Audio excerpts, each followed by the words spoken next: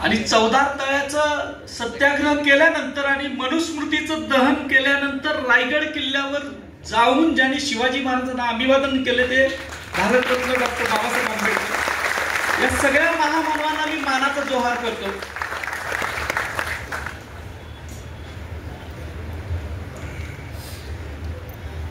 राहत इंदुरींची एक कविता म्हणा, शायरी म्हणा, ती वारंवार मला आठवत असते.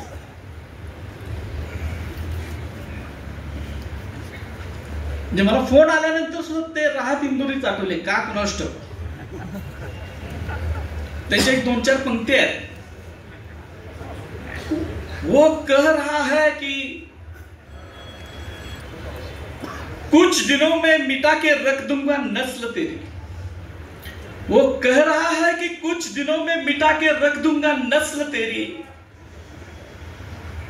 है उसकी आदत डरा रहा है उसकी आदत, इथं थोडस बदल करतो, है उनकी आदत डरा रहे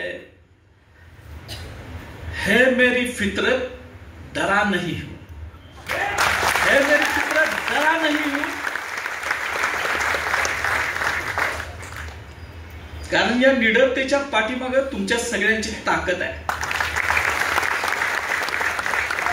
कोल्हापूरच्या लाल मातीची आणि पंचगंगेच्या पाण्याची ही ताकद आहे. असे अनेक कुठले कर येतात, अनेक वेळेला धमक्या वगैरे देत असतात. कुठं त्याची वाच्यता सुद्धा मी करत नाही. पण महिन्याभरापूर्वी माझे मित्र आहेत हर्षल, त्यांना माहित आहे की या फोन यायच्या अगोदर आठवडाभर काही जमीर जागृत असणारी, म्हणजे स्वतःचं मन जागृत असणारी काही माणसं महाराष्ट्रात आहेत. पोलीस दलात सुद्धा आहेत. त्यांचं नाव नाही मी सांगत, कारण अशी माणसं ओपन केली नसली पाहिजेत असं मला वाटतं. त्यांचा मला फोन आला आणि त्यांनी मला काही गोष्टींचे संकेत देऊन ठेवलेले होते की काही घडू शकतं, काय होतंय ते, काय संकेत दिले तो भाग आलाय. आणि त्यानंतर बरोबर 4-5 दिवसानं हा एक फोन आला. मित्रांनो, मी माझा फोन कधीच रेकॉर्डला ठेवत नाही, कारण आपल्याला तशी गरजच लागत नाही. त्या दिवशी फोन आला, त्या दिवशी सुद्धा माझा फोन काही रेकॉर्डला नव्हता. पण फोन रेकॉर्ड करायच्या अगोदर सुद्धा जे काही मिनिटं संभाषण झालं, त्यानंतर मला असं वाटलं की आपण हे रेकॉर्ड केलं पाहिजे, कारण काहीतरी गंभीर विषय हा व्यक्ती बोलतोय. आणि म्हणून मी ते फोन रेकॉर्ड केलं. 12:04 मला फोन आला. त्याच्या अगोदर 2 फोन येऊन गेले. मी पहिला व्हॉट्सअप कॉल कट केला, त्याच्यानंतर एक फोन घेतला, त्यानंतर कट केला, त्याच्यानंतरचा फोन मात्र मी रेकॉर्ड केला.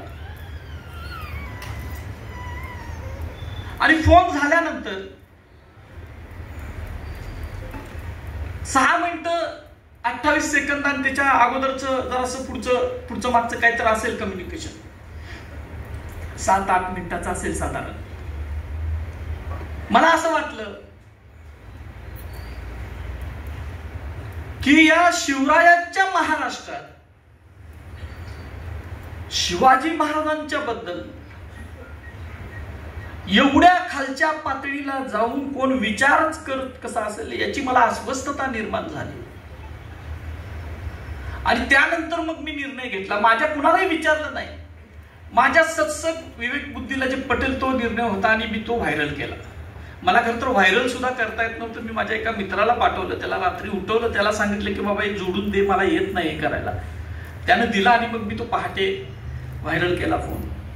माझी अपेक्षा नव्हती की महाराष्ट्र, त्यात मी एक वाक्य मुद्दाम म्हणून लिहिलेलं होतं माझ्या त्या पोस्टमध्ये, की हे ऐकल्यानंतर तरी झोपलेला मराठा बहुजन समाज जागा होतोय काय मला पाहायचं होतं. आणि खरोखर शिवरायांचं रक्त महाराष्ट्रामध्ये अजून जिवंत आहे. याची प्रचिती मला आली. कारण या गेल्या 10 वर्षामध्ये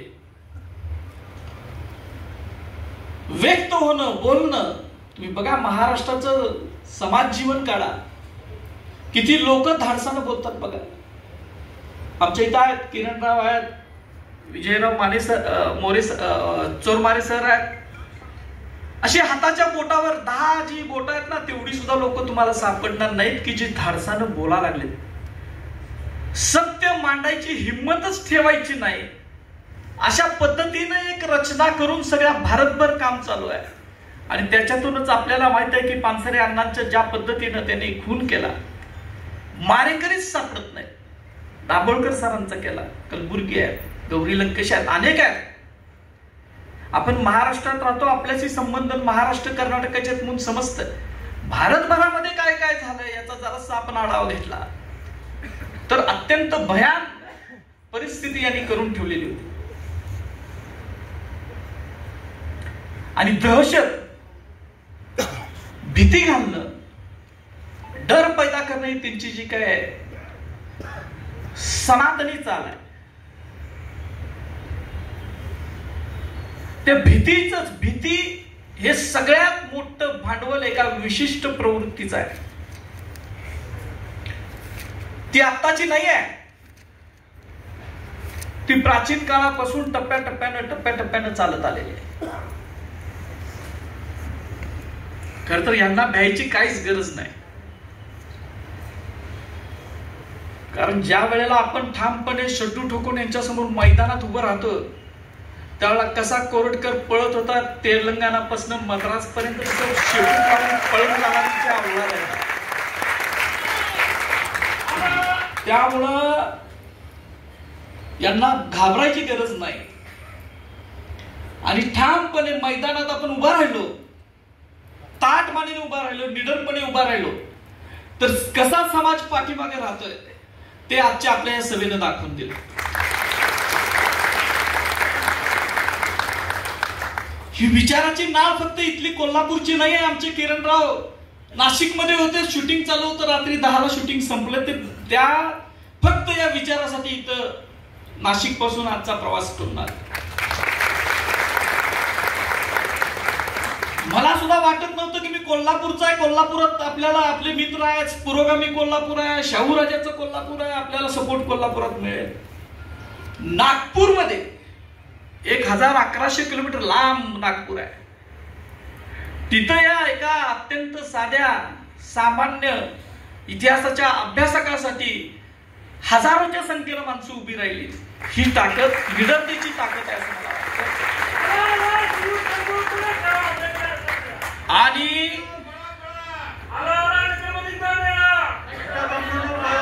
हे शाहू महाराजांच्या काळात हे छत्रपतींचे मेळे व्हायचे, आता जे काय घोषणा द्यायला लागली. आणि अशी अवस्था आपण काहीच भोगत नाही मित्रांनो. किरणराव, मी इतिहासाचा अभ्यासक आहे. ज्यांनी तलवारीच्या जोरावर अफजल खानासारखे महाशत्रू मारून फाडून काढले, त्या शिवरायांची अवस्था सुद्धा धर्ममार्तंडांनी काय केली होती, राज्याभिषेकाचा इतिहास वाचतोय त्याला आपल्याला समजून येत.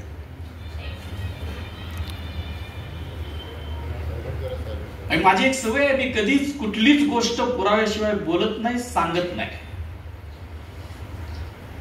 आणि म्हणून खूप मोठी यंत्रणा कामाला लावली तरी मी मानलेलं सत्य त्यांना खोडता येत नाही. कारण सत्यमेव जयते हे ब्रीद आहे. आणि शाहू महाराजांची मुद्रा आहे की सत्यच सत्यम. राजर्षी शाहू महाराजांच्या मुद्रेचं जे बोधवाक्य आहे ते सत्यच सत्यम आहे, ते कायम आपल्या डोक्यात असतं. आता फोन का आला? तत्कालिक कारण जे घडलं ते छावा या सिनेमाचं घडलं. तत्कालिक कारण घडलं हे खरं तर मी माझे अनेक मित्र मैत्रिणी काय बोला, कशाला 17 वेळा तुम्ही कशाला अंगावर घेताय, वाघ देत नाहीत, हे नाहीत ते नाहीत, गप आपलं इतिहासाचं संशोधन करा, गप बसा, सुखाने खायला मिळते खावा, अशी भूमिकेत सांगत असतात. पण छावा सिनेमा रिलीज व्हायच्या अगोदरच चोरमारे सरांचा मला फोन आलेला होता आणि मला त्यांनी सांगून ठेवलं होतं की नाही पहिल्या दिवशी बघायचा आणि मला तेवढं त्याच्यावरचं काय असेल ते मुलाखत द्यायची. मी म्हटलं बघू, छावा काय चांगलाच असेल, कशाला आपण. होय म्हटलं सरांना. सिनेमा बघून आलो लक्षात लगेच सरांचा फोन आला, काय वाटेल ते करा, स्टुडिओमध्ये या. मग तिथं गेलो आणि मग सरांनी प्रश्न विचारले, मी उत्तर दिली. जे काय फॅक्ट्स आहेत त्या मी सांगितल्या. शंभूराजाच्या बदनामीची केंद्र ही सिनेमामधून, नाटकांमधून, कथांमधून, कादंबऱ्यामधून ही कशा पद्धतीनं चालवली गेली हे मी त्या मुलाखतीत सांगितलं. आणि छावा हा सिनेमा कसा अर्धवट इतिहास सांगतो, कसं ज्यांनी इथं शिर्के घराण्याचे आमचे लक्ष्मणराजे शिर्के बहादूरगड धर्मवीर गडावरनं आले. ज्या शिर्क्यांचे आणि भोसल्यांचे पिढ्याने नाते संबंध आहेत ते शिवाजी महाराजांच्या अगोदरपासून ते आतापर्यंत आहेत. अशा शिर्क्यांना खलनायक दाखवण्याचं काम हा सिनेमा करतो हे आम्ही त्यातनं सांगितलं. जर शिर्के खलनायक खरंच असते तर छातीठोकपणे मी सांगितलं असतं की नाही, संदर्भ असे सांगतात की शिर्क्याने गद्दारी केला, पण संदर्भ सांगत होते वेगळेच. आणि अस्सल संदर्भ सांगत होते की संभाजी महाराजांना पकडून कुणी दिलं, हे अस्सल संदर्भ लोकांसमोर माझ्या अगोदर अनेक जणांनी आणले. फक्त आता सोशल मीडियाचं जग असल्यामुळं सामान्य लोकांपर्यंत ते मी सांगितलेलं जास्त पोचलं. आणि त्यामुळं ज्यांनी संभाजी महाराजांचा त्यांच्या हयातीत बदनामीचा प्रयत्न केला, ज्यांनी शंभूराजांना पकडून औरंगजेबाकडे दिलं, ज्यांनी शंभूराजांना विष घालून मारायचा प्रयत्न केला, आणि शंभूराजे गेल्यानंतर सुद्धा नाटकातून, सिनेमातून, कथा कादंबऱ्यातून या अत्यंत पराक्रमी, अत्यंत विद्वान आणि अत्यंत समतावादी असणाऱ्या, मी हा शब्द मुद्दाम वापरतोय कारण शंभूराजे समतावादी का होते याचा इतिहास दाखला देतो. संभाजी महाराजांनी शिवाजी महाराजांच्या राज्याभिषेकाच्या वेळेला ज्या धार्मिक अडचणी होत्या त्यातून मार्ग काढला. गागा भटांच्या बरोबर बसून ते राज्याभिषेक पोथी जी निर्माण झाली आणि त्यानंतर गागा भट यासारखा विद्वान जो काशीचा महापंडित ज्याला म्हटलं जातं, त्यानंतर त्या गागा भटानंच संभाजी महाराजांना एक ग्रंथ अर्पण केलाय. त्याचं नाव आहे समनयन. आणि संभाजी महाराजांची बदनामी का हे ते समनयन मधलं शेवटचे जे काही 2-4 श्लोक आहेत ते वाचल्यानंतर समजतंय की त्यावेळेला शंभूराजांनी वेद मंत्राचा अधिकार हा सर्व वर्णांना दिलेला होता असं स्पष्ट त्यात लिहून ठेवलं. हजारो वर्षातली क्रांती आहे. त्यानंतर बघताय तुम्ही सातारच्या प्रतापसिंह महाराज, त्यानंतर राजर्षी शाहू महाराज, बडोद्याचे सयाजीराव गायकवाड महाराज यांना सुद्धा या आधुनिक काळातली माणसं, इंग्रजांच्या काळात, इंग्रजांच्या गुलामगिरीमध्ये आपला देश होता त्यावेळेला सुद्धा तो अधिकार द्यायला तयार नव्हती. आणि म्हणून पंचगंगेच्या तीरावर शाहू महाराजांच्याच आपल्या मदतीवर जगणारा, दिलेल्या भिक्षेवर जगणारा एक यतकंचित भिक्षुक भट शाहू महाराजांना शूद्र म्हणत होता.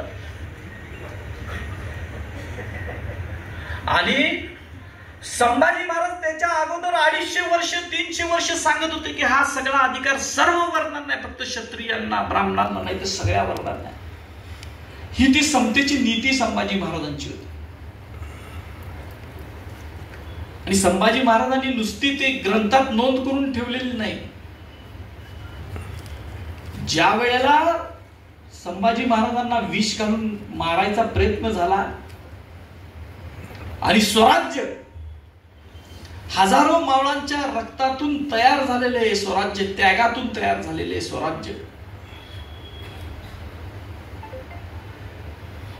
या स्वराज्याचं सगळं तयार झालेलं स्वराज्य या अण्णाजी दत्तो आणि त्यांची जी काही कंपू होती सगळा कटवाली मंडळी,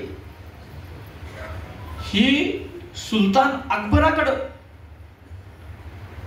सुलतान अकबर म्हणजे औरंगजेबाचा बेटा, तो औरंगजेबासंग बंड करून संभाजी महाराजांच्या आश्रयाला आला. आणि ही मंडळी स्वराज्याच्या अष्टप्रधान मंडळामध्ये असणारी मंडळी स्वराज्य हे अकबराच्या पायावर घालायला तयार झाली फक्त शंभूराजांच्या द्वेषासाठी. आणि मग संभाजी महाराजांनी त्यांना हत्तीच्या पायी देऊन चिरडून मारलं.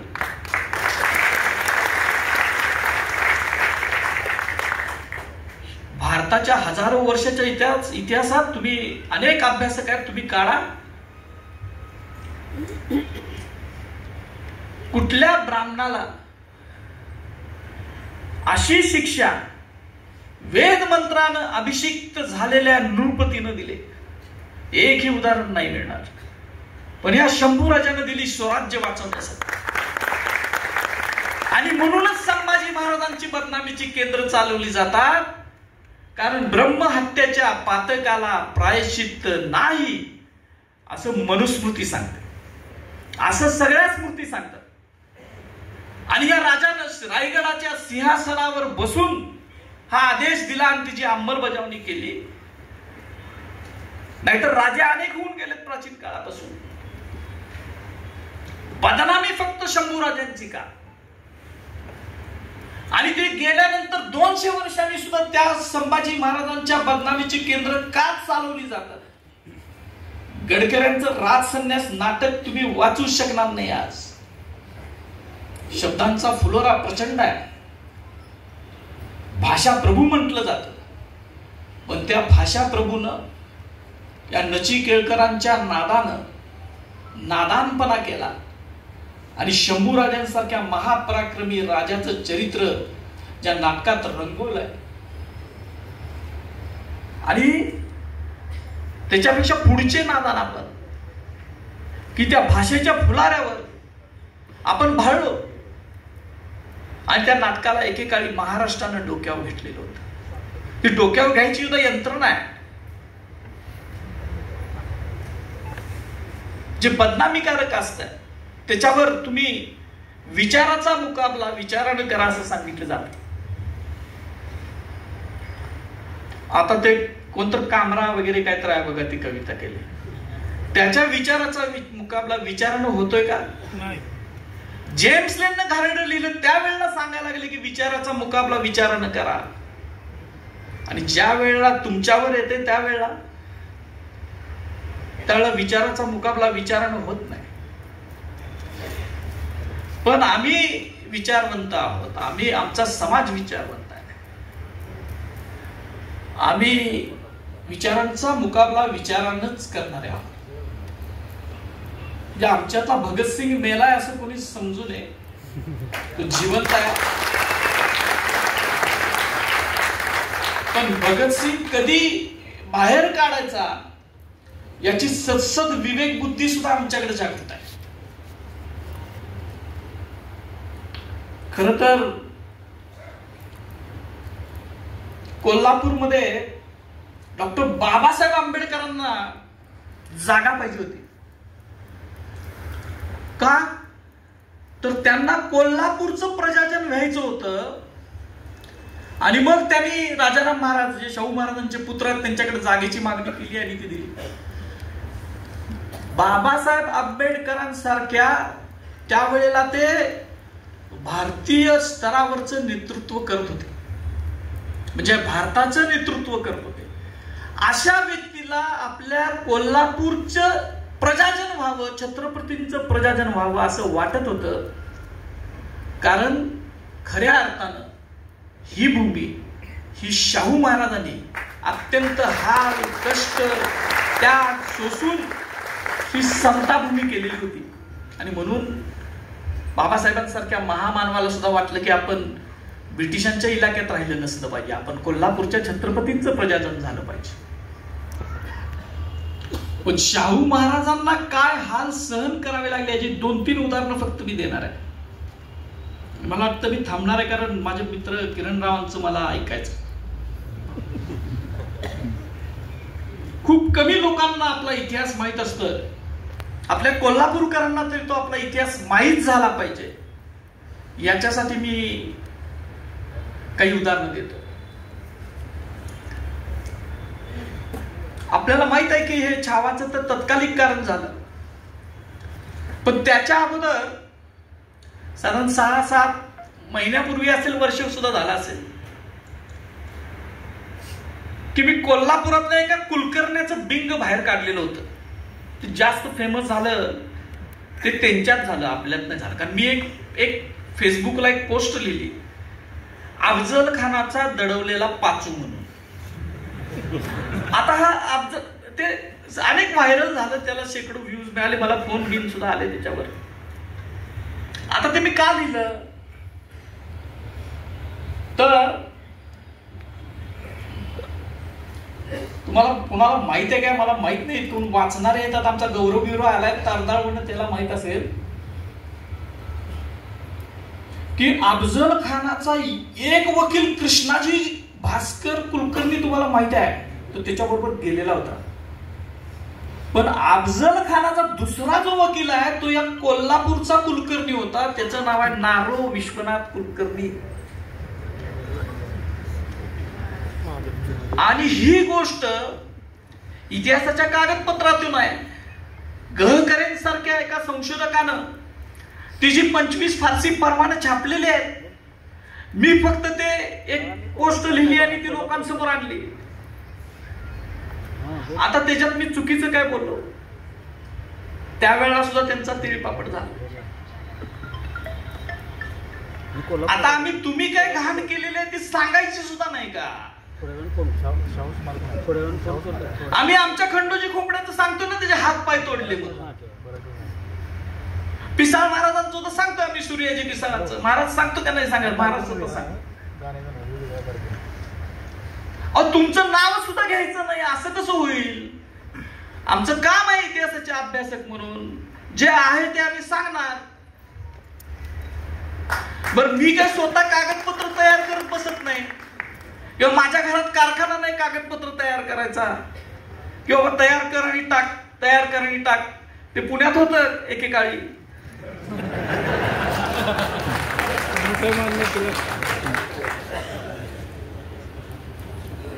आता हे मी काही कागद आणले. या पुस्तकाचं नाव आहे 20व्या शतकातील महाराष्ट्र खंड 1. हे खंड आहेत खूप, त्याच्यातला हा पहिला भाग आहे. हे खंड लिहिलेत यदी फडके नावाच्या संशोधकांनी. आता मिळत नाहीत बाजारात, कारण चांगलं लिहिलेलं, सत्य लिहिलेलं बाजारात काढून टाकायचे काही लोकांची खूप प्रवृत्ती आहे. त्याच्यामधलं हे एक आहे. हा ज्यावेळेला मी वाचलं, आता शाहू महाराजांच्या इतिहासाचा तर आम्ही अभ्यास करतोच, चरित्र वाचतो, संदर्भ ग्रंथ वाचतो, संदर्भ साधनं वाचतो. पण हे ज्या वेळेला वाचलं त्यावेळेला असं लक्षात आलं की भारतातल्या दहशतवादाची, बॉम्बस्फोट करणाऱ्यांची जननी आपलं कोल्हापूर असू शकतं.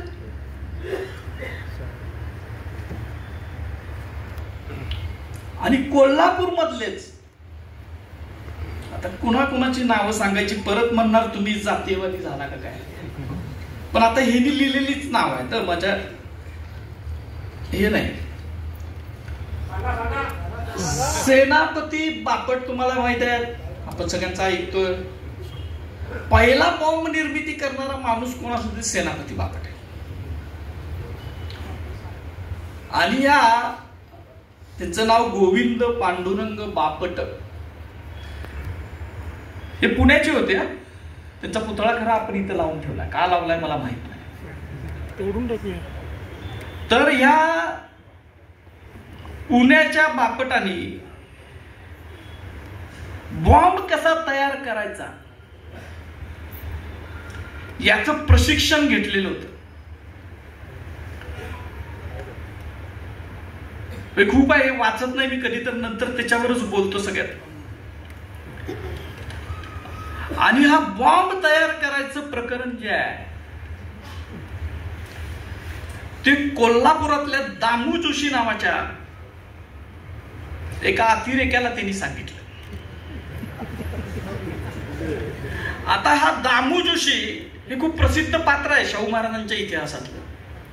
ह्या दाम्यानं काय केलं, शाहू महाराज त्याला दाम्या म्हणायचे, मी नाही, शाहू महाराज म्हणायचे. तर ह्या दाम्यानं काय केलं की ह्या बापटाकडचे बॉम्ब घेतले आणि 1908 मध्ये शाहू महाराजांच्या कन्या राधाबाई उर्फ अक्कासाहेब महाराज, ज्यांच्या नावानं राधानगरी हे गाव वसलंय, त्यांचं लग्न होतं या जुन्या राजवाडा, आता ज्याला आपण जुना राजवाडा म्हणतो, त्या जुन्या राजवाड्याच्या प्रांगणात ते लग्न होणार होतं.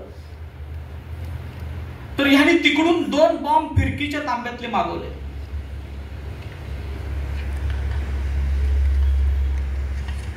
पण ते बॉम्ब आता त्याचं वाचन दाखवतो, म्हणजे मी काय म्हणतोय, परत गोंधळ नको उडायला. फडकेंनी लिहिलेल्या संदर्भासह गोविंदराव, आता नाव घेतो, ऑक्टोबर 1907 मध्ये तुरुंगातून सुटल्यानंतर दामू जोशी 1908च्या प्रारंभी मुंबईला हनुमंतराव कुलकर्णी मूर्खी भाविकरांना भेटले आणि नंतर बाबाराव सावरकरांना भेटण्यासाठी नाशिकला गेले. पण बाबाराव बाहेरगावी गेलेले असल्याने त्यांची भेट होऊ शकली नाही. तेथून ते बेलापूरला स्वामी विद्यानंद सरस्वतींच्या मठात गेले आणि मग पुण्याला श्रीपाद दत्तात्रय नागपूरकर, आता इथोदा नागपूरकर आहे, रामचंद्र बाळकृष्ण गद्रे वगैरे मित्रांना भेटण्यासाठी गेले. पुण्यात गोविंदराव बापटांच्या बरोबर, म्हणजे सेनापती बापटांच्या बरोबर बॉम्ब निर्मितीच्या उलाढालीत गुंतलेले नागपूरकर, गद्रे, गंगाधर विश्वनाथ उर्फ नानासाहेब गोखले, विष्णू रामचंद्र काटदरे हे सारे मूळचे कोल्हापूरचे होते आणि पुण्यात शिकण्याच्या किंवा नोकरीच्या निमित्ताने राहत होते. बापटांनी बनवलेल्या बॉम्बचे विध्वंसक सामर्थ्य चाचणीत पाहिल्यानंतर, म्हणजे त्याचं सामर्थ्य विध्वंसक होतं, त्या बॉम्बचा उपयोग 21 मार्च 1908 रोजी होणाऱ्या शाहू छत्रपतींच्या कन्येच्या अक्कासाहेबांच्या विवाहाच्या वेळी लग्न मंडपातच करावयाचा, असे कोल्हापूर नगर वाचनालयाचे अध्यक्ष गणपत बाळाजी मोडक यांच्या सूचनेनुसार दामू जोशी, नारायण विष्णू फडणवीस, इतोदा फडणवीस आहे, श्रीपाद नागपूरकर वगैरेंनी ठरवले. आता मग तो बॉम्ब त्यांनी ट्रंकेत दडवला आणि मग ती नानासाहेब गोखल्यांना दिली आणि फडणवीसांच्या स्वाधीन केली. पण तोपर्यंत विवाह होऊन गेला आणि शाहू महाराज सावध असल्यामुळे या बॉम्बचा स्फोट झाला नाही. 2 बॉम्ब फिरकीचे आणलेले होते, लक्षात ठेवा. कोण आहेत दहशतवादी? हर अतिरेकी इस धर्म का होता है म्हणणारे हे वाचणार आणि सांगणार आहेत का नाहीत? दुसरी एक गोष्ट आहे, तो बॉम्ब फुटला नाही, दाम्याला अटक केली शाहू महाराजांनी, पण परत लक्षात ठेवा, शाहू महाराजांनाच बॉम्ब न उडवून द्यायचा प्रयत्न केला. आता एवढंच वाचतो, 25 जून 1908 रोजी बॉम्ब कसा तयार करावा हे समजावून सांगणारी पत्रके कोल्हापुरात लावण्यात आली. कोल्हापूरच्या रेल्वे स्टेशनवरून शहराकडे जाणाऱ्या रस्त्यावर 27 जून 1908 रोजी बॉम्बचा स्फोट झाला. तेव्हा रस्त्यावरून चाललेल्या एका टांग्याचे नुकसान झाले. शाहू छत्रपती त्या दिवशी सकाळी पुण्याहून आगगाडीने येणार होते, म्हणून त्यांच्या राजवाड्याकडे जाणाऱ्या वाटेवर बॉम्ब ठेवण्यात आला होता. पण छत्रपती नंतरच्या गाडीने आल्यामुळे त्यांच्या विरोधकांची योजना अयशस्वी झाली. 25 जुलै 1908 रोजी पुन्हा बॉम्ब बद्दलची पत्रके लावण्यात आली. दामू जोशी आणि त्यांचे सहकारी यांनी उद्योग चालवण्याचे पुढे उडी झाले. हे उघडीस आलेले उद्योग आहेत, अनेक आहेत, तुम्ही वाचा. आणि हे आपल्या कोल्हापुरात होत आहे. पण हे शाहू महाराजांनी सगळं मोडीत काढलं.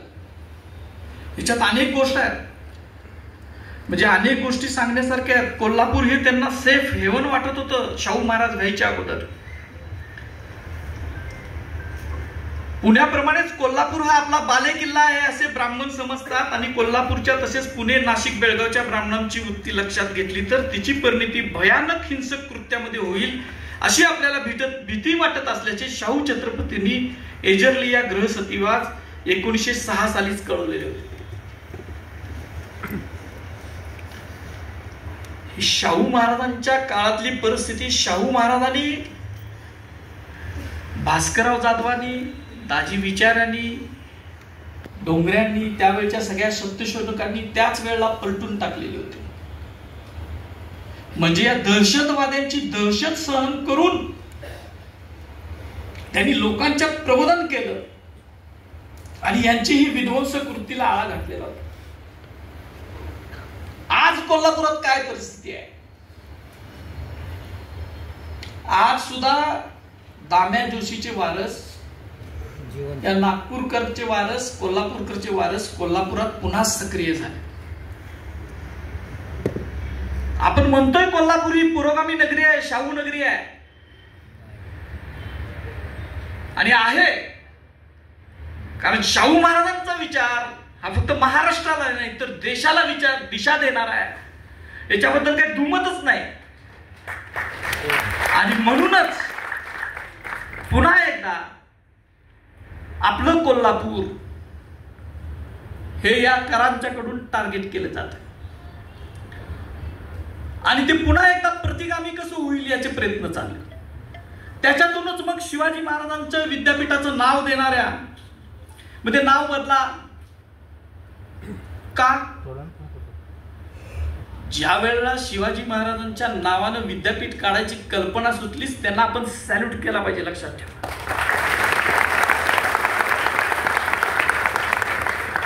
अख्ख्या महाराष्ट्रात कोण माईका नाल उपजलेला नव्हता त्यावेळेला कोल्हापुरात हे विद्यापीठ आलं. बाळासाहेब देसाई असतील, अनेक मंत्री आहेत, यशवंतराव असतील, हे काही शिवप्रेमी नव्हते. ज्यांनी 4 भाषामधलं 4 खंडातलं पहिलं इंग्लिश मधलं शिवचरित्र लिहिले ते प्रोफेसर बाळकृष्ण. त्यांची संकल्पना होती की शिवाजी महाराजांच्या नावाने हे विद्यापीठ असावं, त्याचं नाव शिवाजी युनिव्हर्सिटी असावं असं त्यांनी स्वतः लिहून दिलं. ते शिवप्रेमी नव्हते. ज्यांनी महाराणी ताराबाई साहेबांचा, ज्यांनी राजश्री शाहू महाराजांचा इतिहास आपल्या समोर आणला, ते शिवाजी विद्यापीठाचे पहिले कुलगुरू, महान इतिहास संशोधक आप्पासाहेब पवार शिवप्रेमी नव्हते.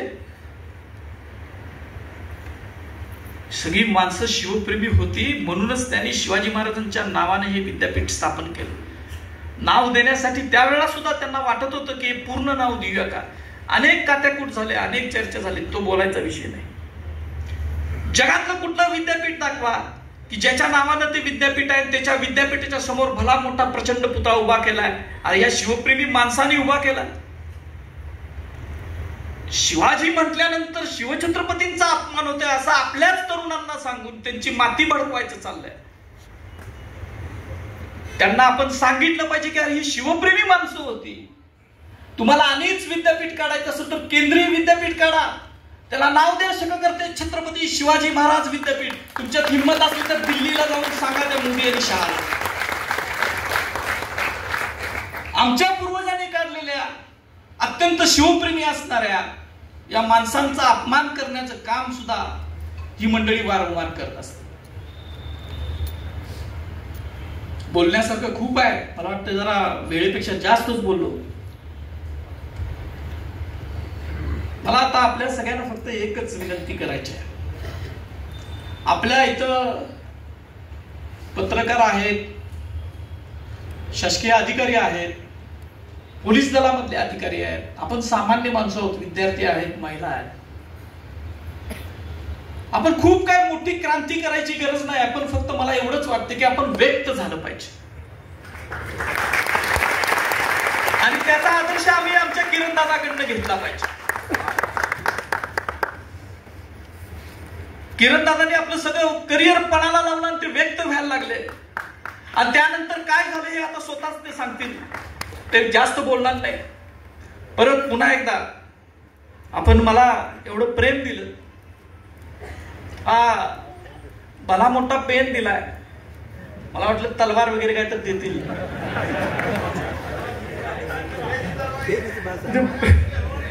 पण त्यांनी पेन दिल्यामुळे माझी जबाबदारी पुन्हा एकदा आता वाढवली. लेखणीची तलवार ही चालणार, मला माहित नाही माझी जीभ तलवारीसारखी चालते का नाही, पण ती सुद्धा चालणार. असे किती धमक्या येऊ देत, असे काय वाटेल ते करू देत, माझ्या ईडी लावण्यासारखं माझ्याकडे काहीच नाही.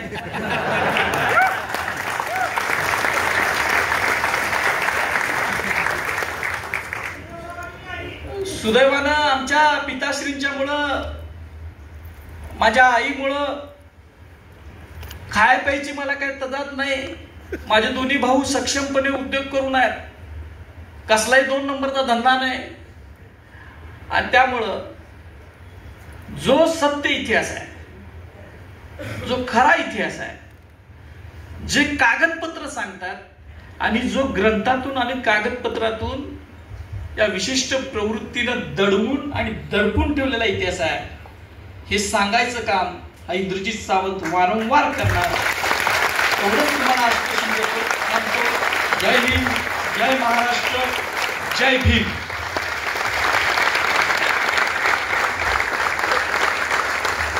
धन्यवाद सावंत सर.